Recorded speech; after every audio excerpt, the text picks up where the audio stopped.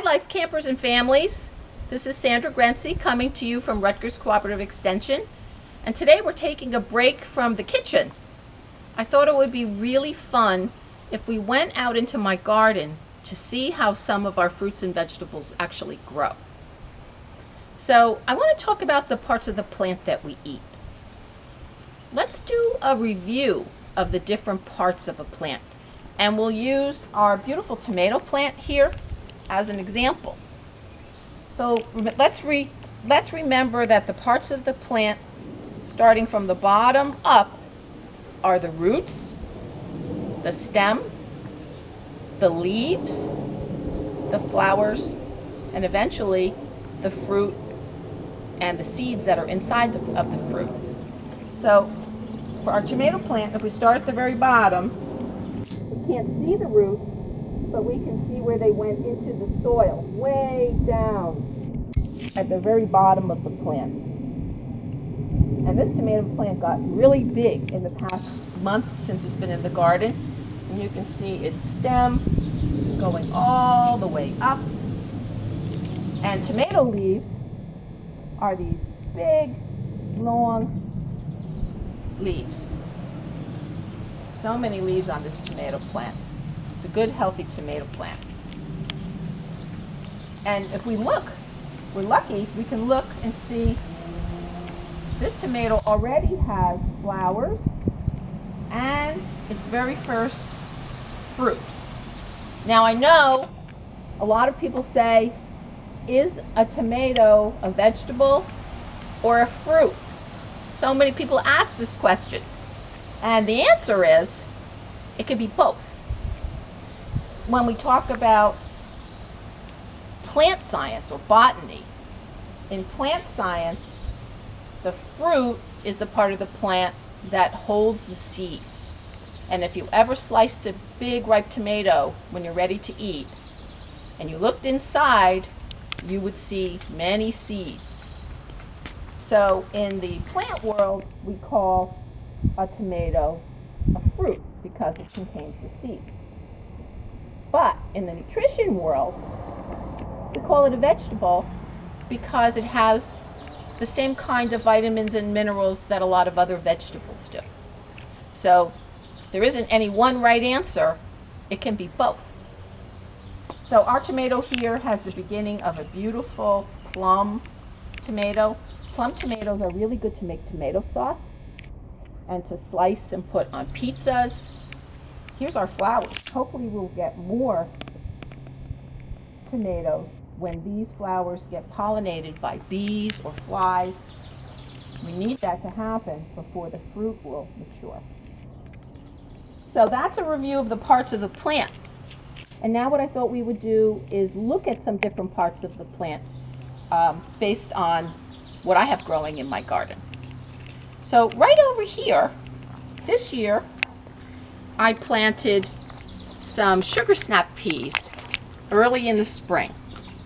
And you can see this plant is growing up, holding on to the fence. It likes to grow up, and it still has some beautiful sugar snap peas.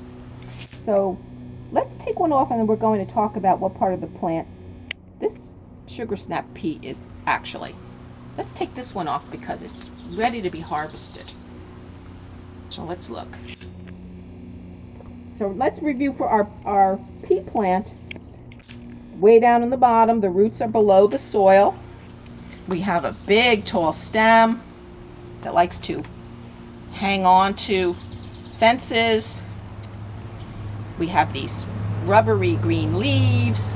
And this part that likes to hang on is called a tendril. Its job is to get the pea hooked on to grow up. But then the part we want to talk about is the part we eat. So have you ever had sugar snap peas? They are so sweet and delicious and full of water that actually when we eat them, if we were to snap them, it would make a snap. Now this one's a little bit small, but let's try it anyway. Ah, it actually snapped. So we have a special name for this part. this green part, for members of the pea family, we call that the pod. And the pod's job is to hold the seed. So let's look inside. I'm going to open this one up. And look what's inside. 2 green peas. So the peas are the actual seeds, and the pod is a special type of fruit. And guess what? With sugar snap peas, we can eat the whole thing. So I'm going to take a bite. It's crunchy. It's delicious. Now, if you were harvesting these peas, I should remind you, we want to take them inside and wash them really well.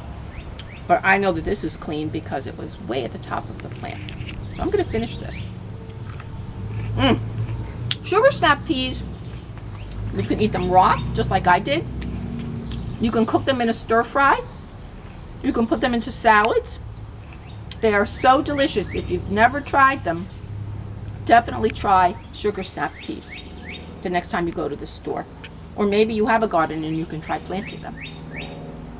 Okay, we're going to go to the part of the garden to look at another part of the plant that we eat. So I'll meet you there. Okay, we're back, boys and girls. I thought we would take a look at this container of really nice green onions that I'm growing.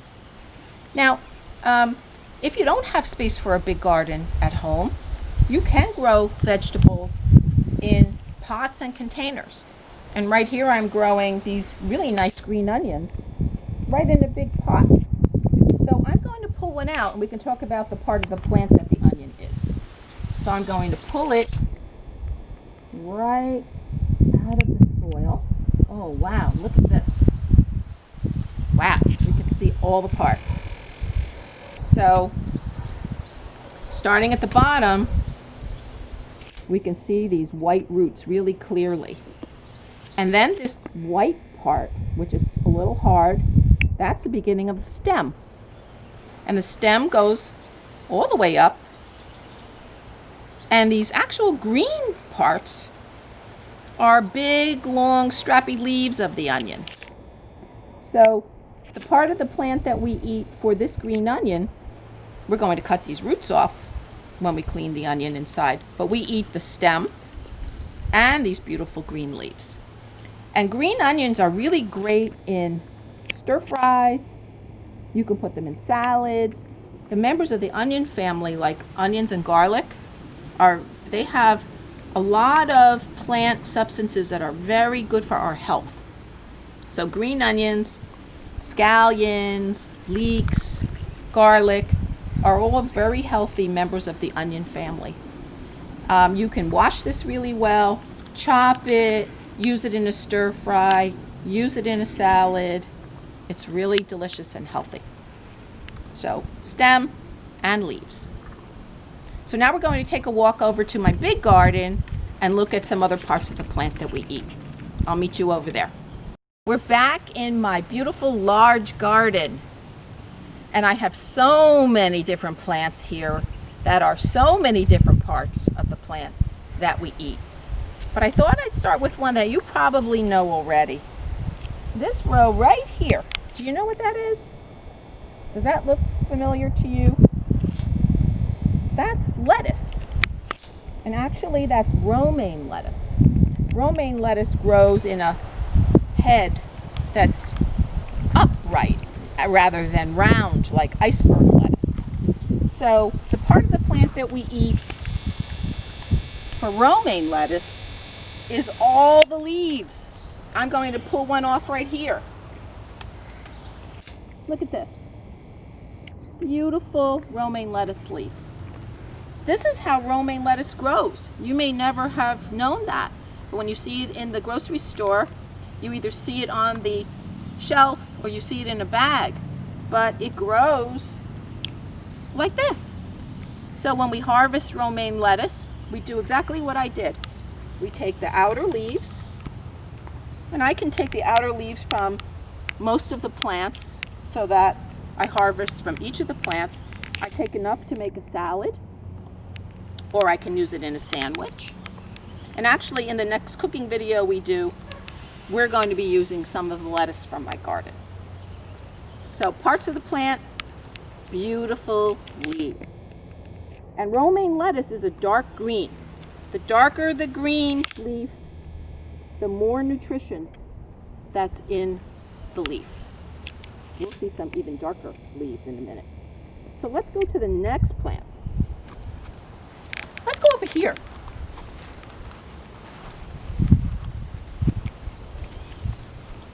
This big row with the fern-like leaves. Do you have any idea what that plant is? I'll give you a guess. Underneath the soil, it's orange and pointy. Did you guess carrot? Well, you're right. This row is a row of carrots. Now, where is the carrot, you're saying? Well, we're going to find it. The part of the plant that we eat, that we know as the carrot, is actually the root. So I'm going to very carefully harvest this carrot right here, and you'll be able to see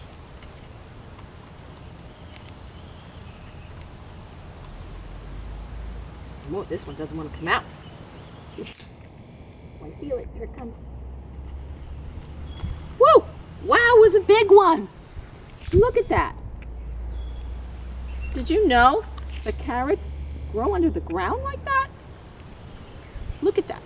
So the part of the plant that we know as the carrot, this orange part, you can even see, has new roots or deep roots, and the part that we eat is actually a big fat storage root, and it's delicious.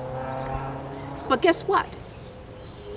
See all these beautiful leaves on the top? We can actually eat these too. We call these carrot tops or carrot greens. They are delicious in soups. In fact, I had some last night. I harvested some of my carrots and I washed the greens really well, and I use them in a stir fry. So some plants we're really lucky. We can eat the root, we can eat the stem. There's a tiny stem here where the leaves come off of, and we can eat all of these beautiful leaves. See how dark green these are? Carrot greens have a lot of good nutrition, lots of vitamins and minerals. And the root is crunchy and delicious. And carrots don't only come in orange color. Did you know that carrots can also come in purple, white, yellow, lots of different colors. And each of the different colored carrots has different nutrition, but they're all really healthy. Okay, let's look at some more. We'll come back and get that. So we're going to take a walk over to one of my favorite plants. Walking to this end of the row. Okay, so what do I have here? Well, I'm looking at this plant right here that has these dark green leaves, but it has something beautiful and purple coming out of the ground. I'm going to harvest it right now for us. 1, 2, 3. Oh, wow. Does anybody know what this is? Look, it's purple on the outside. It's got some purple leaf stems, but I also see white on it. What can this be? Well, I can tell you what this is. It's a turnip. So has anybody ever eaten mashed turnips, cooked turnips, or even raw turnips? Turnips are spicy like a radish, and they're the same part of the plant. This big fat part that we eat is a big fat expanded root.